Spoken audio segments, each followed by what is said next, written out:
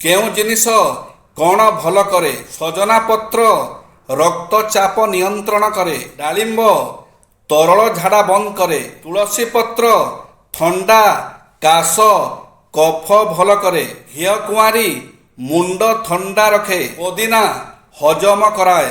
ବେଲ ପେଟ ରୋଗ ଭଲ କରେ। ନିମ୍ବ ଚର୍ମ ଓ ବହୁମୂତ୍ର ରୋଗ ଭଲ କରେ। ଗେଣ୍ଡୁ କଟା ଘା ଭଲ କରେ। ଭୁଲ ପ୍ରତ୍ୟେକ ମଣିଷ କରିଥାଏ। କିଏ ଛୋଟ ତ କିଏ ବଡ଼ ଭୁଲ କରିଥାଏ। କିଏ ଭୁଲକୁ ସୁଧାରି କିଛି ନୂଆ କରି ଦେଖାଇବାର ପ୍ରୟାସରେ ଥାଏ ତ କିଏ ଭୁଲକୁ ଭୁଲ ବୋଲି ମାନି ନେଇ ପ୍ରତ୍ୟେକ ଦିନ ନିଜକୁ କୋସୁଥାଏ। ପ୍ରାୟ ଧୋକା ସେଇମାନେ ହିଁ ଦେଇଥାନ୍ତି ଯେଉଁମାନେ ବହୁତ ମିଠା ଲାଗନ୍ତି ହେଲେ ପିତା ଲାଗୁଥିବା ଲୋକ ସମସ୍ୟାରେ କାମରେ ଆସନ୍ତି। ମଣିଷ ପଣିଆ।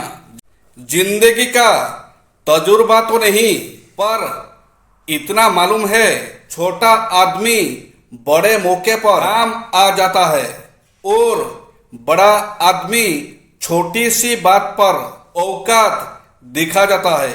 शक्ति संपन्न मानंकु दुर्बल करी दुर्बल मानंकु आपण शक्ति संपन्न करि परिबे नाही।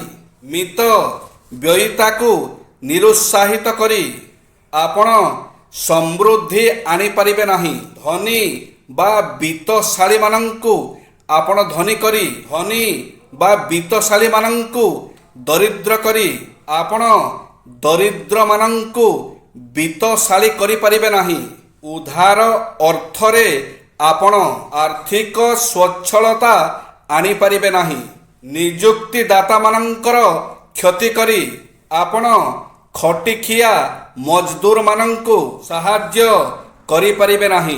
टोडर मल्लंक कार्यनिष्ठा।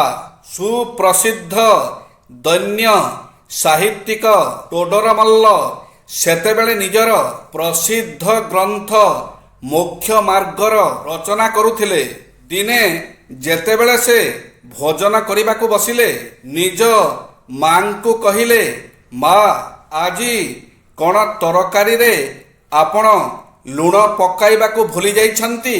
तांको मा हसी करी कहिले, जणा जाउछि कि आजी तोर सेही ग्रंथ पूरा होई जाइछि जाकु पूरा करिबा पई तू बहुत समय धरी लागिथिलु। मार कथा शुणी टोडर मल्ल आश्चर्य होई गले आउ कहिले, हाँ ग्रंथ तो मु पूरा करि सारिछि किंतु आपण ताहा किपरि जानिले?